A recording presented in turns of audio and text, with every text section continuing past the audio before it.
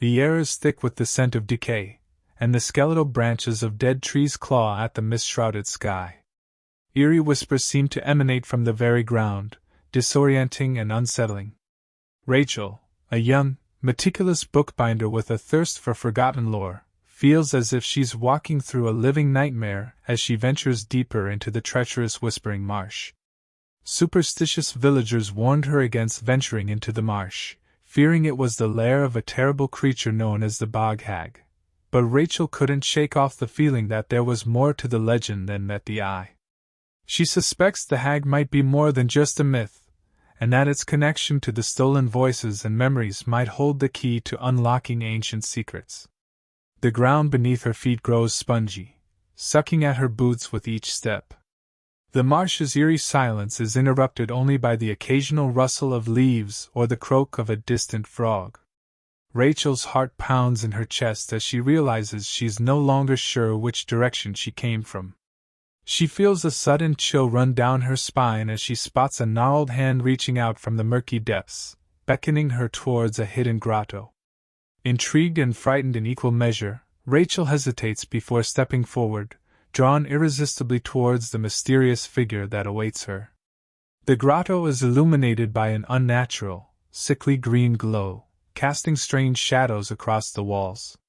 Sitting at the center of it all is the Bog Hag. It's a grotesque parody of a woman, its skin a patchwork of swamp muck and moss, its form shifting and oozing like putrefying flesh. Rachel takes a shaky breath and approaches the creature, her heart racing.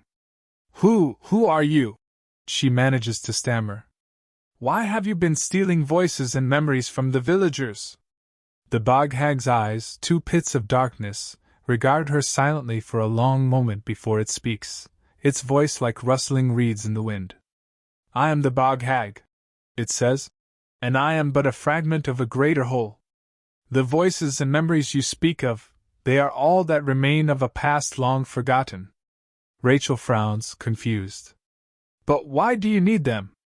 The Bog Hag's form shudders, and for a brief moment, something that could almost be called humanity flashes across its face. "To remember, to understand, to make sense of the world around me. For so long, I have been trapped here, lost in the muck and the mire. I long to know who I am, where I came from." Tears begin to well in its sunken eyes. "But I fear that even if I were to piece together all the fragments, the whole would still be beyond my grasp." Rachel reaches out a tentative hand, resting it lightly on the Bog Hag's mossy shoulder. "There must be some way to help you," she says softly. "Perhaps together, we can find a way out of this marsh, and back into the world." The Bog Hag's form shudders again, and for a moment, its skin takes on a faintly human hue. "Do you truly believe that such a thing is possible?" it asks, its voice barely above a whisper. Rachel nods, her own heart beginning to race with hope. "I do," she says firmly.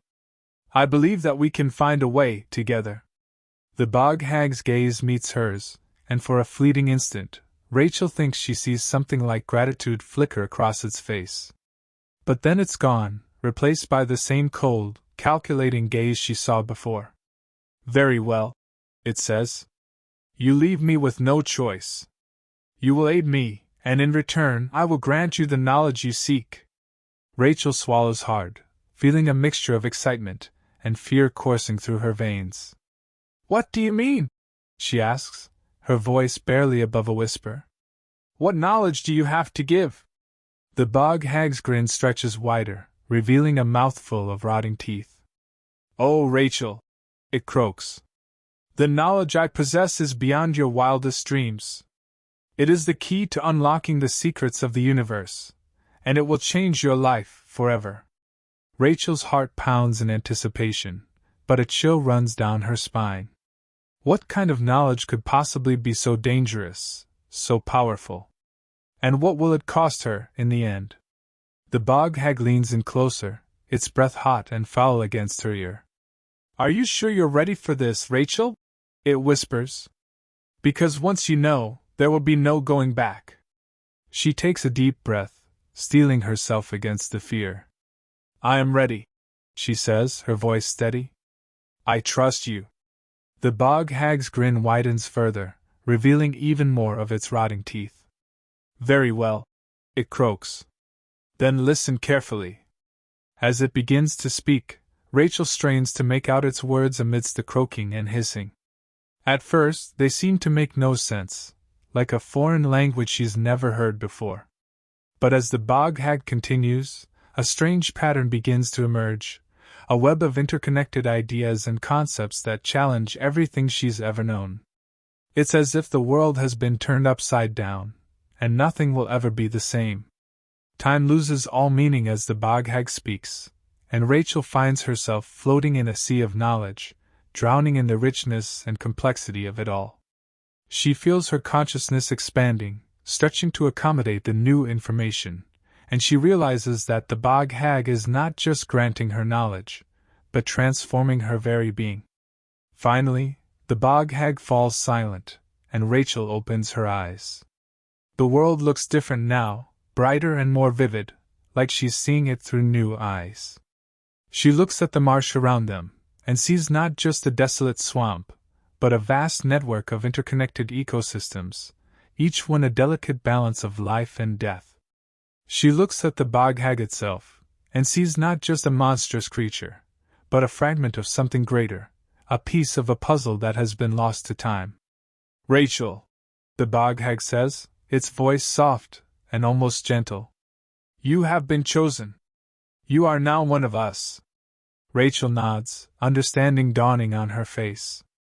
And with this power, the Bog Hag continues, you must choose. Will you use your newfound knowledge for good or for evil? The weight of the choice settles heavily on Rachel's shoulders. She knows that whatever she decides will have consequences far beyond anything she could ever imagine. But as she stands there, gazing out over the marsh, she feels a newfound sense of purpose, a burning determination to make a difference. And so, with a steady breath, she turns to face the Bog Hag, her eyes meeting its own, and nods. I will use it for good, she says. I promise you. The Bog Hag's form shudders, and for a moment, it looks almost human. Then go, it says, its voice barely a whisper. Go, and change the world. And with that, the Bog Hag fades away, leaving Rachel standing alone in the marsh, the weight of the universe on her shoulders, and the power to shape it in her hands. She takes a deep breath, steadying herself, and begins to walk. The marshy ground squelches beneath her feet, and the eerie calls of frogs and insects fill the air. As she walks, she feels a new sense of purpose, a burning need to make a difference. She knows that her journey has only just begun, but she is determined to make it count. Rachel finds herself drawn to a nearby village, a small collection of huts and sheds huddled against the encroaching marsh. She's heard stories of the villagers, of their superstitions and fears, of how they live in constant terror of the Bog Hag and her kin. As she approaches, she wonders how she can help them, how she can free them from their fears and show them the truth about the world. She enters the village, and the villagers spot her almost immediately. They scatter, fear etched into their faces, but Rachel continues forward, her steps steady and confident. She reaches the center of the village and turns to face them, her voice calm and reassuring. I am Rachel, she says. I have been chosen by the Bog Hag, and I have seen the truth about this world. I will not harm you, and I will not let you come to harm. The villagers hesitate, their eyes darting between her and the marsh beyond. Slowly, cautiously, they begin to edge closer, curiosity and hope warring with fear. Rachel takes a deep breath and continues. The Bog Hag is not an evil creature, nor are her children. They are part of the balance, part of the natural order of things. They are not here to hurt you, but to teach you. As she speaks, Rachel can see the tension beginning to ease from their bodies, the fear in their eyes slowly giving way to understanding. They listen intently as she shares her newfound knowledge, explaining the interconnectedness of all things, the delicate balance that sustains life in the marsh. And as she speaks, a new sense of awe and wonder begins to fill the air, as they finally see the world through different eyes. When she finishes, the villagers are silent for a long moment, absorbing her words. Then, slowly, one of them steps forward, his expression a mix of gratitude and hope. "Thank you, Rachel," he says, his voice barely audible over the sounds of the marsh. "We will never forget what you have done for us." And with that, the others join him, forming a circle around her, their hands clasped together in a gesture of thanks and solidarity. As Rachel stands there, basking in the warmth of their gratitude, she knows that this is only the beginning. There is still so much work to do, so many more lives to touch, so many more worlds to change. But with the Bog Hag's knowledge and her own determination, she is more than ready to face whatever challenges lie ahead. And in the end, she knows that she will make a difference, that she will change the world. Rachel's heart swelled with a newfound sense of purpose. The villagers' gratitude was a balm, but a nagging unease settled in her gut. The Bog Hag's knowledge felt like a living entity within her, a swirling vortex of power and responsibility. Images flashed in her mind, forgotten languages, ancient rituals, and glimpses of a reality far stranger than she could ever have imagined. The price, she realized with a tremor, was the quiet life she once knew. Sleep became a stranger, replaced by visions of shimmering landscapes and monstrous entities beyond human comprehension. The villagers, though initially receptive, grew wary of her pronouncements, their awe tinged with fear as she spoke of things unseen. One night, under the watchful gaze of a full moon, a guttural roar ripped through the marsh, unlike anything she'd heard before. Panic seized the village. Rachel knew instinctively it was something the Bog Hag hadn't mentioned, a consequence, perhaps, of her newfound knowledge disrupting the delicate balance of the swamp. Stepping out into the oppressive moonlight, Rachel felt the weight of her choice. The knowledge, a double-edged sword, offered the power to protect the village, but also the burden of facing threats she never knew existed. As she ventured into the marsh, the once familiar landscape now seemed sinister, a gateway to a world she was only beginning to understand. The air hung heavy with the stench of decay and a primal fear that sent shivers down Rachel's spine. The guttural roars grew closer, emanating from a tangled thicket of skeletal trees at the marsh's edge. Moonlight, filtered through a canopy of twisted branches, cast grotesque shadows that danced like phantoms. Drawing a deep breath, Rachel called upon the forgotten lore the Bog Hag had imparted. Images flickered in her mind, ancient symbols, wards against creatures of nightmare. With trembling hands, she traced the symbols in the air, whispers of forgotten tongues escaping her lips. A faint light, green and eerie, pulsed around her, pushing back the oppressive darkness for a mere moment. From the thicket emerged a hulking creature, its form a grotesque parody of a bear, its fur matted with muck and glowing red eyes burning with malevolent hunger. Fear threatened to consume her, but the villagers' terrified faces flashed in her mind, fueling her resolve. The creature charged, a monstrous roar tearing from its throat. Rachel barely dodged, the stench of putrefaction assaulting her senses. Drawing on the Bog Hag's knowledge of the swamp, she maneuvered through the treacherous terrain, the creature's lumbering form a constant threat. The forgotten words of power tasted like ash in her mouth, yet she pressed on, desperation fueling her resolve. As the creature lunged again, Rachel unleashed a torrent of arcane energy, a shimmering wave emanating from her outstretched hand. The creature shrieked, recoiling from the burning light. Weakened but not defeated, the beast retreated back into the shadows of the thicket. Exhausted, Rachel slumped against a gnarled tree, the knowledge pulsing within her threatening to overwhelm. This was just the beginning, she knew. The balance of the marsh was fragile, and her newfound power was a beacon, attracting creatures from the unseen corners of the world. As dawn painted the horizon with streaks of gold and pink, Rachel returned to the village, greeted by a mixture of awe and trepidation in their eyes.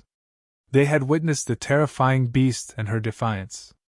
The weight of her newfound role settled upon her shoulders, protector, scholar, bridge between two worlds.